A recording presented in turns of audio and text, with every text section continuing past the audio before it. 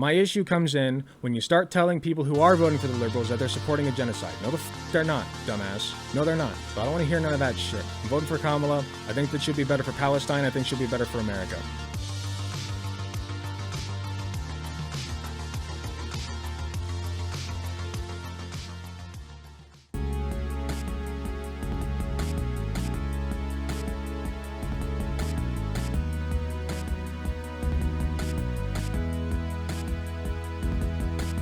Let's talk about it. So recently I made a video covering Bad Empanadas, basically saying he thinks that you should vote for Trump if you live in the United States, which he's an Australia cuck, so don't listen to him just on that front. But in all seriousness, I can understand the frustration that people who have been following the Palestinian genocide feel with the Democratic administration, especially in the United States, because we've been largely the ones funding the Palestine genocide over there. Did he really? Yes, he really did say vote for Trump. Yes, he's an accelerationist. And he can try to say that it was tongue-in-cheek or whatever, but he did say it seriously. So anyway, I did pop off pretty hard in that video to the point where I was literally like, guys, there are issues that exist other than Palestine, which I stand by, okay? But I do want to make, I want to use this thing that Kamala Harris did recently to kind of segue into making a few clarifications about my position on anti-electoralism and why I still am going to vote for Kamala even in the face of this really bad fumble. So just to set the stage for you, this is the first part of Kamala Harris's response to some hecklers. Well, they're being called hecklers. I think they just should be called protesters.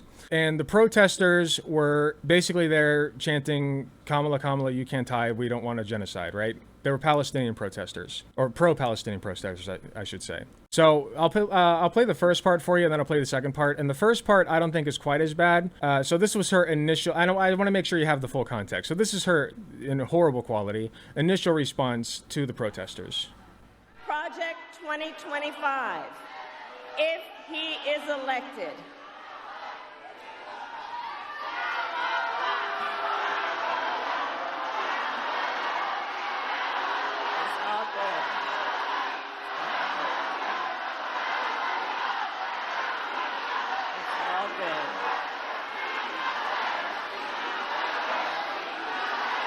I'm here because we believe in democracy. Everyone's voice matters, but I am speaking now. Okay, so I thought that was decent. I thought that was a decent response, right? And if that had been it, that wouldn't have meant anything to me. But then she goes on, pro-Palestine protesters just disrupted Kamala's speech in Michigan. And here is her second response when they would not stop chanting. He intends to surrender our fight against the climate crisis, and he intends to end the Affordable Care Act.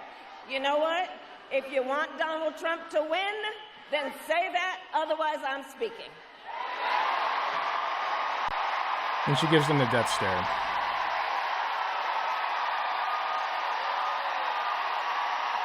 I'll let it play out. I don't know if there's anything else, but I'll let it play out.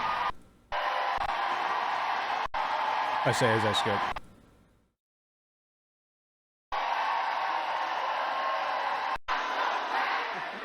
So yeah. And then they're escorted out. So not great, not great. You cannot just imply that protesters against a genocide want Trump to win. They are voicing a very legitimate concern here, okay? Now, here's a little bit of context for you. There's I believe a group in Pennsylvania called Uncommitted, and they were responsible for withholding the vote from Biden during the primary. Instead, having Democratic voters go out and vote uncommitted for him, which they did an incredible job. I forget the exact number, but they got a lot of people to vote uncommitted, which was a huge statement. It was a very good statement. And I think that that kind of action is good and warranted, because what's happening in Palestine is a travesty, and Biden let that go on for too long and let Netanyahu go far, far too far with his actions against literally children, in many cases in Palestine. In most cases, I think there were children involved. So it's a tragedy. One that never needed to happen. Let me be completely clear, okay? So I see some people on Twitter saying things like, "Oh my God, she handled it perfectly. Yas queen, right? What a queen. Being brat, whatever." And that's disgusting, man. That just shows a complete lack of compassion and care for the suffering of people that you don't know, right? Simply because like you're disconnected enough from the issue that you don't have to care about it. I am also disconnected enough from the issue that I don't have to care about it, and yet I do, because I recognize them as people, and their suffering matters just as much as anybody's does, okay? But therein lies the rub. Their suffering matters just as much as anybody's does. And that's a point that I made in my last video where I accidentally said all lives matter and then played it up for a joke. But in all seriousness, it's a very difficult line to walk, because I think that she should be criticized, but I'm also still going to vote for her, okay? Because I can recognize that, first of all, Donald Trump's not going to be any better on Palestine, and in fact, he's probably going to be worse, okay? Because he said during the debate that Netanyahu shouldn't stop the war, and in fact, Netanyahu should be allowed to go as far as he wants with the war. He said that during the debate, right? Like, I heard it for myself, and that's... And on top of that, I don't know if it says anything about Israel and Project 2025, so I'll leave that aside. But I don't trust conservatives with the levers of power, and I don't know why you would, right? And at the end of the day, we're either going to have a conservative president or a liberal president. It's not going to be a leftist. It's not going to be a communist, okay? It's simply not. We're going to have a conservative or a liberal. And I'm not voting for Kamala to endorse every single position that she has. I am voting for Kamala to choose my battleground, as I said in the last video. This is about choosing your battleground. This is about being pragmatic, okay? Because it's much easier to protest a genocide and actually, organize under a liberal administration than a conservative one, where they'll just, if they see you organizing for leftist causes, they'll just round you up and throw you in jail. As we've seen during Black Lives Matter, during, what was the other one? We're talking about during the Palestinian protests as well, which some liberals did as well, to be fair, but conservatives do it like so blatantly and so openly, and they don't have any concern at all or consideration for what people have to say about it. And liberals at least need to pretend to care at the very minimum, okay? Which I think is better than just being outwardly, openly disgusting about it. A liberal is amenable to our position, unlike a fascist who could quite literally end us or jail us, to Alec's point. Exactly. I think we should be pressuring Harris and Walz more on the Palestine issue. We should. I don't want the pressure to let up. Do not let them forget who they're working for, okay? Don't let them forget it. On the other hand, I will refer you to this tweet that I made, where I said, I'm voting for Kamala. Some leftist on Twitter, you're literally a child murderer. And that's the other side of this coin, where we now have people who are so fervently against Kamala because she's not being leftist enough for that. And to be clear, she's not doing enough, okay? But you have to remember a couple of things. One, she's running for president in the United States, which is still pretty Zionist, okay? Two, her domestic policies are far and away much better than Donald Trump's, even if you don't consider the fact that she's likely going to be better foreign-wise as well, okay? So even just based on domestic policies, if you ignore the foreign policy part, which I know it sounds bad to do that, but just bear with me. Because if there's no difference between them on the foreign policy, and you're saying that to me, then and I know that one of the two, right, is going to be president at the end of the day, then I'm going to take the one with the better domestic policy, which is far and away Kamala Harris. And if you don't believe me, let's take a look at something real quick. I didn't have this pulled up, so give me a second. So let me just give you guys a little sample of what we're headed towards with a Trump presidency. Okay, or what actually happened during the Trump presidency. Just a sample, right? We have a list of attacks on the Trump-Pence administration that has levied against LGBTQ people. So this is what they've already done. This was during his first term. Opposition to the Equality Act. Despite support from almost every segment of the U.S. population and a majority of Republicans, President Trump opposed the Equality Act. In May, the House passed the Equality Act, voting to guarantee critical non-discrimination protections for LGBTQ people, among other crucial rights. Appointed anti-LGBTQ judges.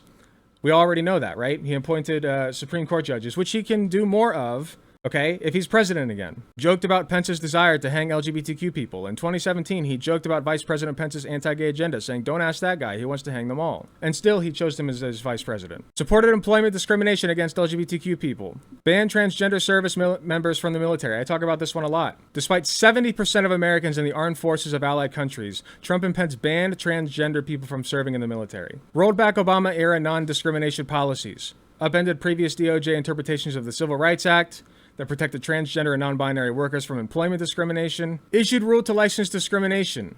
Trump's Department of Labor issued a regulation designed to allow federal contractors to claim a religious exemption to fire LGBTQ workers because of their sexual orientation or gender identity. Kicked people living with HIV out of the military because of their status. Created a hostile work environment for LGBTQ federal employees. Undermined Section 1557 rule. of the Affordable Care Act to remove explicit protections for LGBTQ people in healthcare programs and activities by excluding LGBTQ people from protections from discrimination based on sex stereotyping and gender identity. Advocated for the elimination of the entire Affordable Care Act. This would jeopardize the healthcare for over 130 million people with pre-existing conditions like HIV and eliminate non-discrimination protections for LGBTQ people. Created a religious discrimination division. He made a new office whose sole purpose was would be to defend physicians and other medical professionals who decide to refuse care to LGBTQ patients. Proposed cutting over $1.35 billion from PEPFAR budget, or 29%. PEPFAR is the U.S. government program that fights AIDS abroad. And the list goes on. 1, 2, 3. Okay? I have 3 full tweets like that, all with plenty of info. This is all from hrc.org. You can go look for yourself. Okay, so this person fairly retorted. Good thing Biden used this term to, well, it's snarky, but it's fair, I suppose, just asking about what Biden actually did to help. Here's what Biden's administration did. April 26, 2024. Finalizes rule to strengthen Affordable Care Act protections. In 2022, the latest rule incorporates protections on the basis of sexual orientation and improves pre-existing protections for gender identity, mandating non-discrimination in healthcare and insurance coverage for LGBTQ plus Americans. Most of you probably already know about the Title IX rule. It's to protect LGBTQ plus students and combat sexual assault and harassment. In major victory for equality, HHS finalizes rule reversing Trump-era license to discriminate regulation. Biden administration files lawsuit challenging Tennessee's life-saving care ban. Filed a lawsuit against the state of Tennessee challenging the constitutionality of recently enacted legislation banning age-appropriate, medically necessary, gender-affirming care for transgender youth. So as you can see, Biden's administration has performed, and that's just like the start. There's an entire list on hrc.org that you can go through. An entire list. Let's just go through a couple more. Just like 1 or 2 more. Department of Education, Justice and HHS release message for transgender students. Highlighted the administration's work to combat discrimination in schools and offered support and guidance to any students in need. August 13th, White House appoints 2 openly LGBTQ plus leaders to U.S. Ability One Commission. Nominates 2 openly LGBTQ plus women to federal bench. Forms interagency working group focused on safety, inclusion, and opportunity for transgender individuals. So as you can see, right, there are moves being made in favor of queer people, okay, under the Biden administration. I also want to show you something else that I don't have pulled up. Walz moves to protect those seeking gender-affirming care. This is him with a trans child. This is a picture of probably who is going to be the prospective future vice president with a trans child. That's huge. Absolutely huge. Okay? I'm not saying Kamala and Walz are perfect. Of course they're not. But this is pretty important. This is what I mean when I say Palestine is not the only issue that matters. Of course it matters. It matters a lot. And there's a lot of people being killed over there and suffering, being tortured. All right? It's disgusting. And we should speak out against it at every turn that we can. But think about what you're putting on the line by saying either don't vote for these people or literally vote against them, like Bad Madonna would have you do. One more thing real quick. I meant to do this first. So this is what I want to also show you Kamala Harris's statement after the rally. Vice President Harris's campaign has issued this statement after her Detroit rally. Prior to the rally, she met with supporters of the Palestinian cause from the group Uncommitted National Movement, and at the rally, she faced some protests from, this is not true, I believe. I believe the protesters were not committed to the cause, like they weren't part of the cause. So this is a little bit of false info here. The protesters are separate from the group. Here's the statement. Since October 7th, the vice president has prioritized engaging with Arab, Muslim, and Palestinian community members and others regarding the war in Gaza. In this brief engagement, she reaffirmed that her campaign will continue to engage with those communities. The vice president has been clear. She will always work to ensure Israel is able to defend itself against Iran and Iran-backed terrorist groups. The vice president is focused on securing the ceasefire and hostage deal currently on the table. As she has said, it is time for this war to end in a way where Israel is secure, hostages are released, the suffering of Palestinian civilians ends, and the Palestinian people can realize their right to dignity, freedom, and self-determination. It's not perfect, but invoking the language of self-determination for the Palestinian people is very important. That's big, guys. Can you imagine Donald Trump saying anything like that? Can you? The best that he's ever said, I looked for it, right? And to be fair, he has not said a whole lot on the Israel-Palestine conflict. But his peace negotiation during his term was just stacking the deck in favor of Israel. And then it was a temporary ceasefire, and then they were right back to what they were doing. Additionally, he said, like I said, during his debate with Biden, he said Netanyahu should be able to do whatever he wants. Okay? I guess in my brain, okay, when I logic through this, I really can't see any reason that you would not vote for Kamala and Walz. I just don't. I don't see any reason. Like, this is to say nothing of like their stance on labor issues, on feeding children in schools, making sure that we don't accumulate lunch debt for children, right? Because holy shit, that's a thing. Wow. You know, just like basic policies like that, just like common, you know, anything that anybody with common decency. And also she said during one of her speeches I think in Pennsylvania, her Pennsylvania speech, she said healthcare should be a right. Okay. And yeah, you can just say that that's flowery language, but you're putting the idea out there. It's still important. Okay. Their words matter. Donald Trump doesn't want any of that shit. All right. So if you want people to vote for him, you're either an accelerationist or a conservative. And at this point, I don't have time to differentiate between the two. Now, let me also say this. As I've also said, the Palestinian genocide is horrific. It's disgusting. It is beyond words. Okay, there are people who have gone over there who have already worked in disaster areas before and said it's incomprehensible. It's the worst suffering I've ever seen. It's not good, guys. It's really not. And we cannot put that on the side. We can't table that, okay? So Kamala and Walz need to be reminded all the time that this is an important issue. And that's why I stand by the protesters who were at her rally. I don't care if they're voting for her. I don't give a shit. That's not the point. The point is, I stand by those protesters. And everybody's saying that those protesters were hecklers or they didn't know what they're doing. Shut the fuck up. You're stupid. You're a dumbass. You've disconnected yourself so utterly from your humanity that you don't give a shit about people overseas because you simply don't see them or hear them. I don't want any of that in my community. And if I see it, I'll ban you. Okay? Anybody protesting the genocide over there has my support. But I also want to say this. There's one other thing I want to add to that. If you truly do not want to vote for for a liberal administration because of the Palestinian protest or genocide, I can understand where you're coming from. You're coming from a good place, okay? You're coming from a good place, especially if you're from the area, right? Like, let's say that you had your family bombed over there. Would you vote for the people who are responsible for that? Would you? Like, what would you possibly say to a person who had their entire family killed in Palestine about why they should vote for the liberals who facilitated that? Like, let's say it happened during Biden's administration. How can you possibly tell them that, yeah, you should vote for his VP, actually? Again, it doesn't matter to them. It doesn't matter to them. And so to them, I say, I'm very sorry. And I know that it's a difficult, to say the very least, a very, very difficult situation over there. And I could not imagine being in that position. I can't. And so if you're deeply connected to what's going on over there, or you care a lot about it, and for that reason you won't vote for a liberal administration, I don't think there's much that I can say to you to convince you. What I do hope is that you then don't turn around and call people who are voting for Kamala and Walz genocide defenders or genocide supporters. Because you know that's not the case, and it's very bad faith to say that. Just as you are making that decision because of your circumstances, people who do vote for Kamala are making that decision due to their own circumstances. Maybe they have gay and trans family members, okay? Maybe they can't afford their insulin, okay? And they know that a liberal administration is far more, like Biden did reduce costs, at least for insulin for seniors, which is a half of a half measure, but it's something, and you ain't gonna get that from the conservatives, all right? I empathize strongly with the people who do not want to vote for a liberal administration because of the Palestinian genocide. And Kamala's not helping. This did not help. It didn't help. It was a bad look. And shame on you, Kamala, for thinking that you can just brush off protesters and say, go f*** yourself. She said, go f*** yourself to those protesters. Let's make no mistake about it. It was a really bad look. And it's important to recognize that. I do think that she's doing more than Biden would do for Palestine, but she needs to be better about that and be more cognizant of how she looks at all times. At the same time, I don't want to hear this, so I don't want to hear people shitting on the protesters. And here's the other thing I don't want to hear. People saying that I'm supporting a genocide by voting for Kamala. I don't want to hear it. Ariana said white people should never tell Arab Americans, Middle Eastern Americans, or Palestinian Americans to vote for Harris. No, I think that you should, that would literally be better for them than if Trump won. I don't discriminate when I tell people that they should vote for Harris. Everybody should vote for Harris. A Harris presidency will benefit everybody.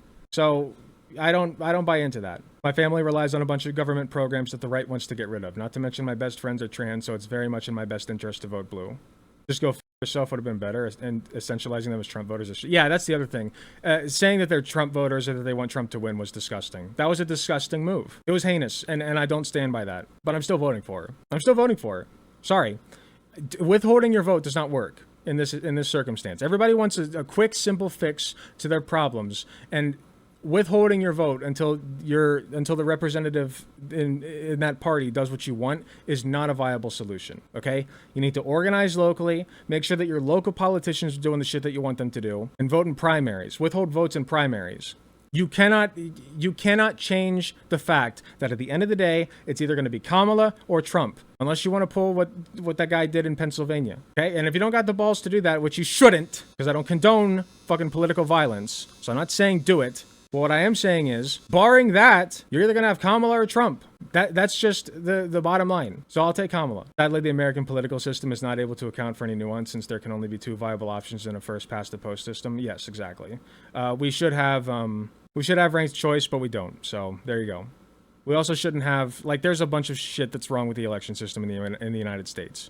I disagree. She met with the leaders of the uncommitted vote and they had a good, productive meeting. She gave grace to those protesters in the audience. They kept being rude. It's a protest against a genocide. The point is to be rude. You cannot tell people protesting a genocide, a legitimate concern about children dying, man, that they're being rude. You can't do that. You can't brush them off. As a Latinx transgender individual, most of our healthcare system comes from Mexico. We do sympathize with Palestinians. We live through cartel wars. We have to vote for Kamala. Yes, thank you. And also those protesters weren't from the organization, I believe. That's a false rumor going around. In general, the vast majority of actions against genocide is justified. Yes, I agree with that. Yeah, don't vote in the United States election fraudulently if you don't live here. That's another thing. I know you just made me Nova. Yeah, I don't feel like you had to clarify that to Queen Laura. I think that you two are like very much on the same wavelength mentally, like all the time. Speaking from what happened in my country, vote while you still can because you end up with a conservative liberal party and no way out. Yeah, that's the other thing. Like, you know, if Trump wins, it very well could be the last election you ever vote in. Anyway, to put a lid on this, I don't think this will influence the results of the election immensely, but that's not the point here. The point is that Kamala did a wucky, to say the least. Well, not to say the least. It was a wucky, right? It was a bad moment. And hopefully we see more tact from her moving forward. I do want to see, like, more... Like, I want to see people go out and make their voices heard, both in, you know, at Democrat, protests... both at Democratic rallies and also at conservative rallies. I would like to see more at conservative rallies, actually, to be honest with you guys. Okay? It's not that you're going to get the conservatives to listen, but you can at least get them to say the quiet part out loud, right? So I was back and forth on that. But yeah, I mean, you should do it to both sides. At the same time, I'm not going to try to convince other leftists to vote for Kamala if they've already made up their mind. I've already said this before, but I'll say it's worth repeating. It's a genocide, guys. They have the right to be emotional about that, you know? And if that emotion drives them to not want to vote for a liberal institution, you're not going to convince them. So you should stop wasting time on them, like in terms of like convincing them to vote. You'd be much more pragmatic getting like centrists or uncommitted or undecided voters to vote for Kamala. People like my brother who are undecided, which I don't know how you can be in this political environment, but there you go. So yeah, hopefully Kamala does better. I'm still voting for her, and I hope I made my case. I just really want people to understand where I'm coming from, and I know that the people who are not voting for her, most of them are coming from a good place themselves. They just have a gut feeling, an emotional reaction to what's going on, a very understandable one, to what's going on over there in Palestine, okay?